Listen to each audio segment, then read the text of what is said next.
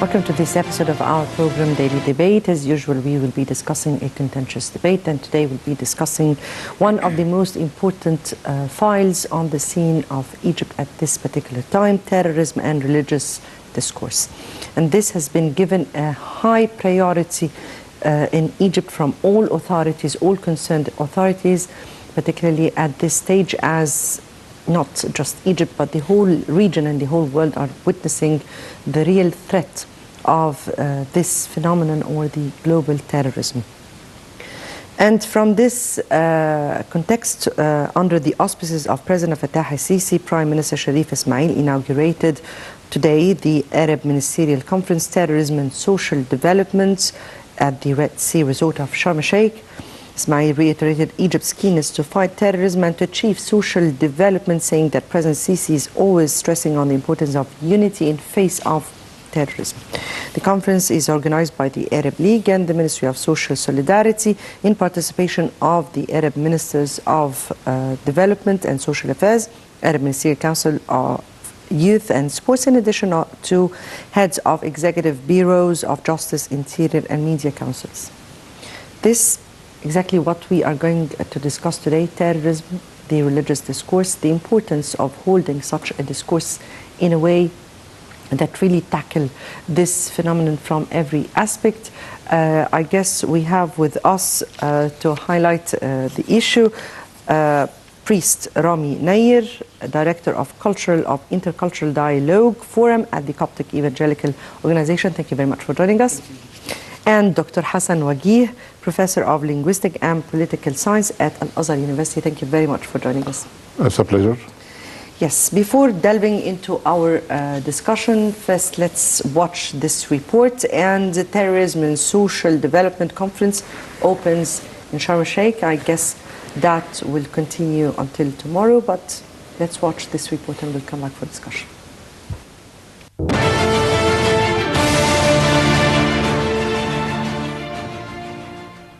Under the auspices of President Abdel Fattah al-Sisi, Prime Minister Sharif Ismail inaugurated on Monday an Arab Ministerial Conference entitled Terrorism and Social Development in the Red Sea Resort of Sharm el-Sheikh.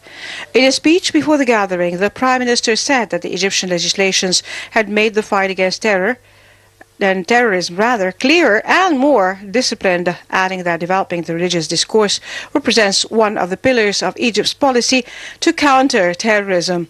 Ismail said that Egypt has suffered from terrorism of decades and has seen numerous terrorist events. He also reiterated that Egypt's efforts on both the Arab and international arenas emphasizes full coordination at all levels to eliminate terrorism, stressing that the elimination of the phenomenon requires a higher degree of regional and international coordination. He also noted that the circle of terrorism had widened globally to include targeting innocent civilians such as women, children and elders, making reference to a recent attack on St. Mark's Church in addition to other terrorist attacks that left martyrs from the armed forces and the police. Ismail also made reference in his speech to the Article number 243 of the Egyptian Constitution, which deals with terrorism as a threat to state security and the security of citizens. The two-day conference aims to reach a comprehensive vision on means to eliminate terrorism, and a ministerial declaration in this regard will be issued at the end of the conference, which will be then submitted to the upcoming Arab Summit in Jordan next month.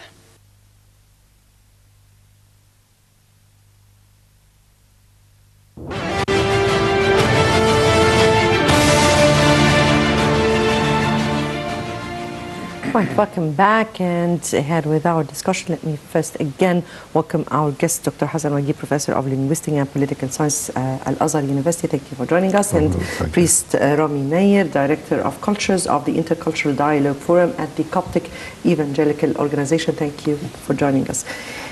We start from this ministerial conference that is being taking place in Sharm el-Sheikh, and it's under the slogan of terrorism and social development. And there is grave relevance between both terrorism and social development.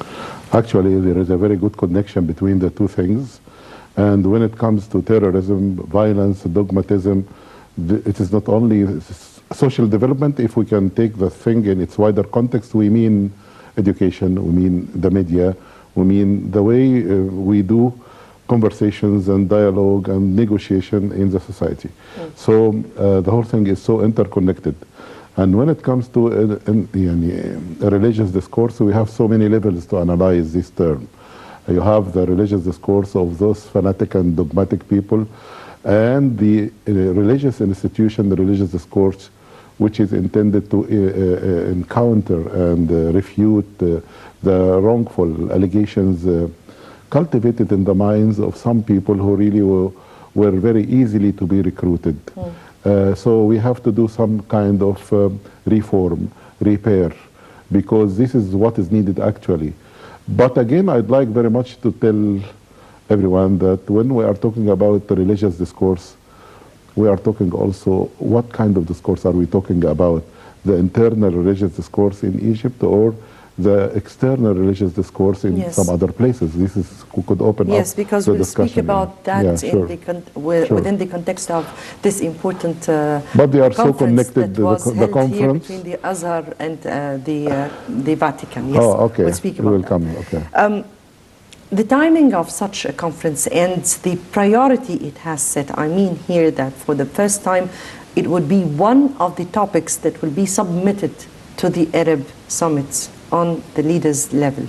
So terrorism has become a real file, a real issue on the table that not only it is a priority for Egypt, but rather for the Arabs at large and the whole world.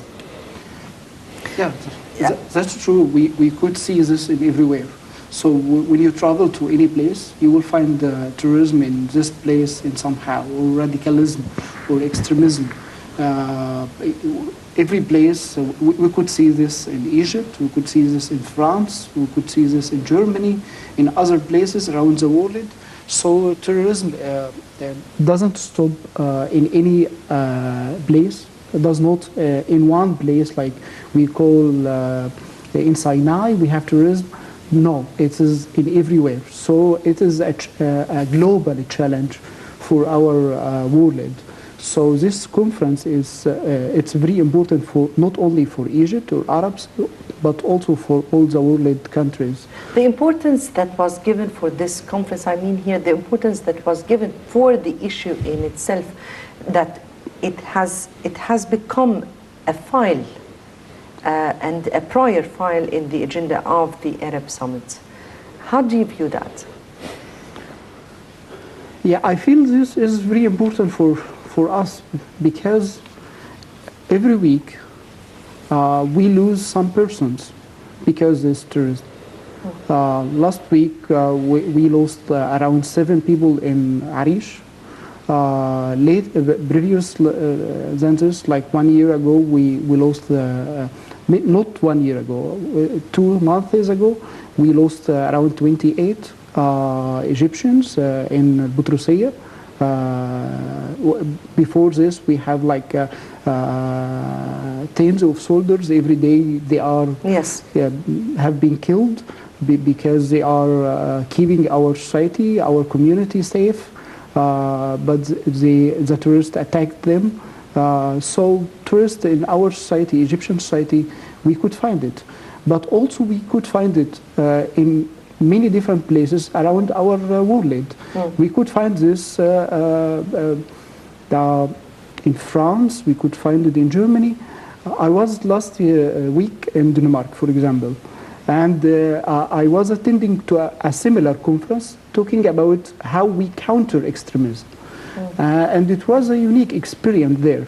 Even in Denmark, we are talking about extremism, because extremism, it's around the world. It is not only using weapons to kill people, but also radical ideas and radical ideology around the world. So all the world witness now radicalism. It is growing these days around the world. In Denmark, in this conference, some parliaments talking about how we counter this extremism, even we have it a little bit. So we need to sit closer around the world. No, what we need, we want to give it more space. Yeah. But we'll come back to the difference of how they did discuss this phenomenon in Denmark and Yeah. the difference. But let me get back here to Dr. Hassan and Prime Minister Ismail, while addressing this conference, this important conference, he reiterated, or he spoke particularly of Article number 243 or 243 in the Egyptian constitution that deals with terrorism. Terrorism has been given a certain articles in the Egyptian constitution, as what we have seen during those past 6 years has been hilarious, enormous. How do you view how the Egyptian constitution deals with the issue of terrorism and of encountering such a threat? Actually, when we put it high on our agenda as we have it, you know, Japan, after the World War, after being exposed to nuclear attack by USA, the first thing they put in their constitution that everything should be solved by diplomatic means. So every group of people who really suffer from something, they highlight it. And I think putting it in our constitution, it shows that we have suffered a lot. We have witnessed several waves of terrorism, actually. Once it was in the 90s, but Egypt came victorious and we had the upper hand, and we got it done.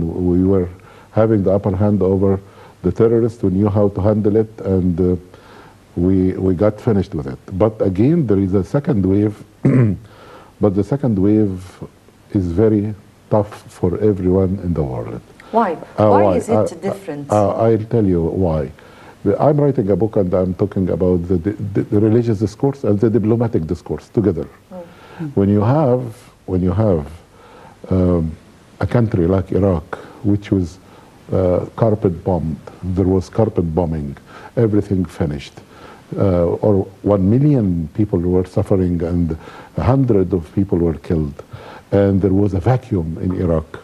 When there is a vacuum of Iraq, who filled in that gap? Who filled it in this, even President Trump in his campaign pointed out to this point, is that what did we do for this? Actually treating the area with these smart bombs really created a lot of gaps and a lot of areas that really were now fully covered by terrorists and dogmatic people. The Cardinal Turan, the second to the Pope, he's a great man, a diplomatic man, and I had a very nice discussion with him. He said when he was the foreign minister of the Vatican, and Madeleine Albright, who was teaching at Georgetown University, and I am at Georgetown University, so there was a link here, and Georgetown University is a Catholic, and Georgetown is a Catholic university, so we had this discussion about that. So he said about the Iraq war. With Mrs. Madeleine Albright. Yeah, and she told him, you have to be with us and you have to get into the Allied forces and give some moral support to the war. And they mentioned the just war, the term made by George Bush Jr., just war. So the Vatican responded by saying there is no just war, there is only just peace. And he made a very, very, very telling statement when he said to her, this area, the thought and thinking and the research and the mind comes from Cairo, printed in Beirut and read in Iraq. This area is the hub of civilization. You cannot treat it with weapons. You can treat it with dialogue. And he rejected the idea of the so-called just war. But ever since this happened, what happened? There is another level of the religious discourse, which is when you are talking about sites, more than 100 sites, is talking about fake Islam, unauthentic Islam. Who created those people? Who is supporting those people? Who is financing those people? What kind of concepts far away from real, moderate, authentic version, peaceful Islam? No, it's far away from Islam, by all means. Yeah, by all means. But who cultivates? This is my question. who cultivated this type of religious discourse, which really made the whole thing chaotic and made the whole thing prone to hit and hit back, and getting into the violence that we are witnessing. So the whole if you'd like to look at the whole picture, you cannot separate the diplomatic discourse, which is based on zero-sum game and using war and using weapons and manufacturing weapons and selling weapons and making markets for these weapons, and you are talking about religious discourse only. If we do not look at the whole picture, we are missing the system thinking in our way of looking at terrorism. Very much indeed. You went into a very important point here. Rather, you did not answer my question about the Constitution. Yes, I can. But we'll get back to that. Sure. If we get from what Dr. Hassan here was speaking about, the principle of terrorism and the principle of religious dialogue, and we have to admit that terrorism has never had any religion in mind. It's away from all religions, but there has been always what they can call a dark age for some of who claim to be working under the disguise of religion in different eras in our history. Yeah. How do you find the way the region is dealing with terrorism from your point of view? I think now we are on our path, which is very hard to end the terrorism, and it takes a while and it takes long time. Sometimes we think terrorism could be cutted in one day, or it will be a security solutions only. But this is not the way how you deal with terrorism or radicalism. It needs a lot of levels of interactions in our society. If you would like to end this terrorism, we need, for example, the security itself, but also we need, besides this, education institutions, building a critical mind in our society. How do we read the religion, and how do we interpret the situation? How we analyze the data of the people who is talking to us about religion and about God, about the true religion. Second or third institution could be media, like our television. We need to talk about this, and how media could cover or have a strategy against terrorism and countering extremism in our televisions. We need other institutions like civil society institutions, building the capacity of the society and building a resilient society to foster extremism.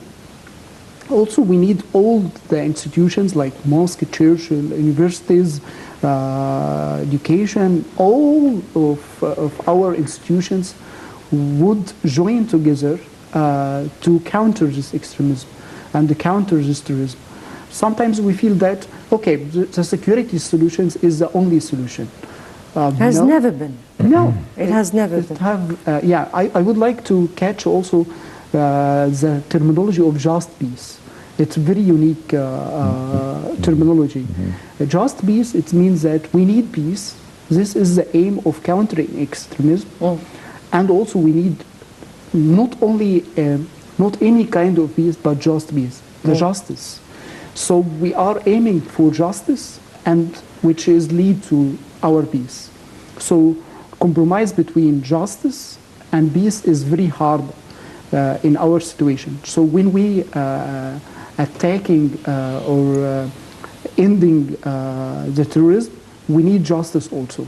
Because sometimes if we lost our control, and if we have a lot of fear and not controlling our justice, it will be lead terrible attacks in the other sides. So we need justice, peace, which lead our society to a good future.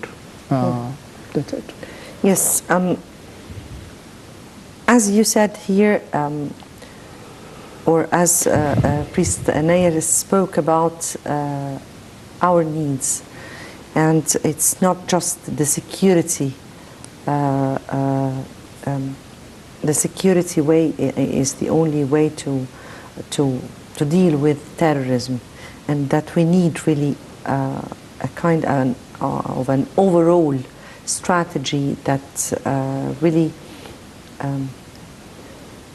discuss all the sides of terrorism.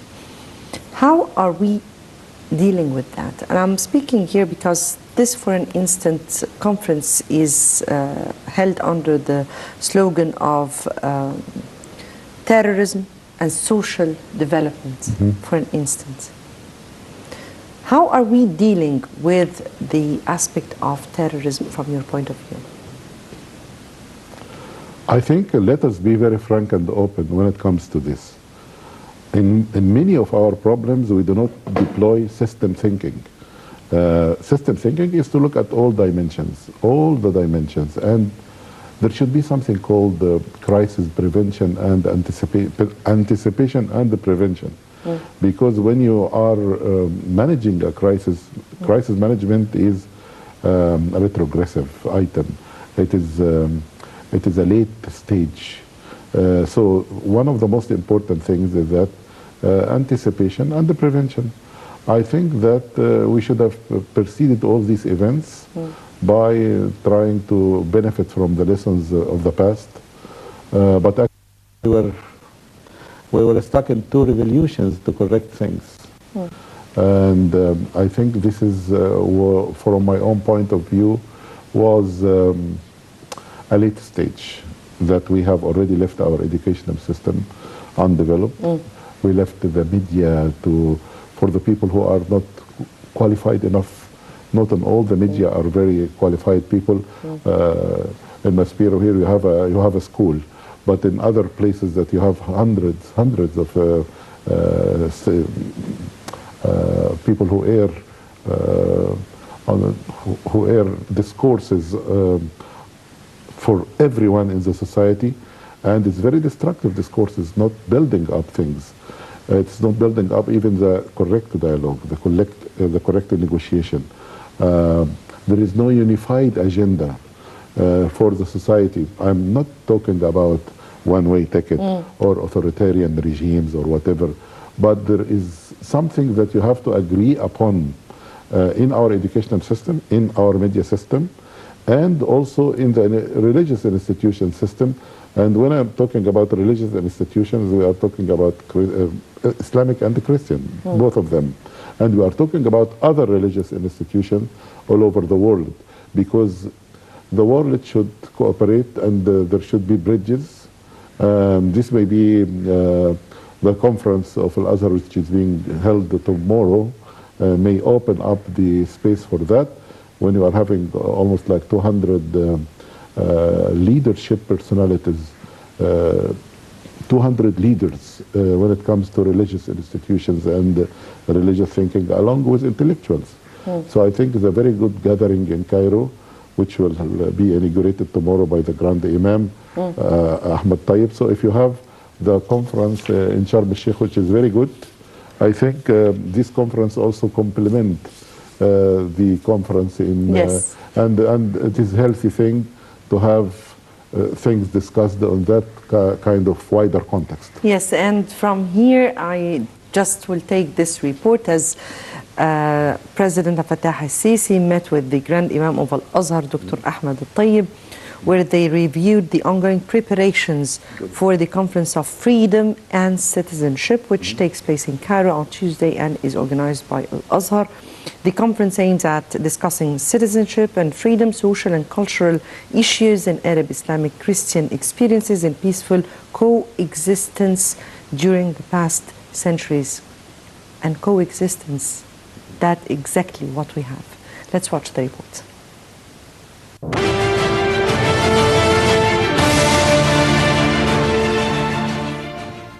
President Abdel Fattah al-Sisi met on Sunday the Grand Imam of Al-Azhar, Dr. Ahmad Al-Tayyib, where they discussed Al-Azhar's efforts to renew the religious discourse and to purify it from misconceptions.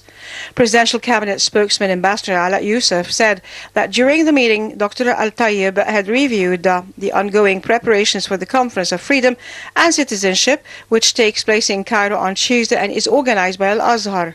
The conference aims at discussing citizenship and freedom, social and cultural issues, and Arab-Islamic Christian experiences in peaceful coexistence during the past centuries. Head of the Egypt's Coptic Orthodox Church, Pope Tawadros II, Patriarch of St. Mark, and heads of the Eastern churches, intellectuals, scholars, and delegations from about 50 countries will participate in the conference. President al-Sisi and Sheikh al-Tayyib also tackled Al-Azhar's role in promoting international dialogues among different religions, where the Grand Imam made reference to a seminar that was arranged by Al-Azhar at the Vatican with the Pontifical Council to discuss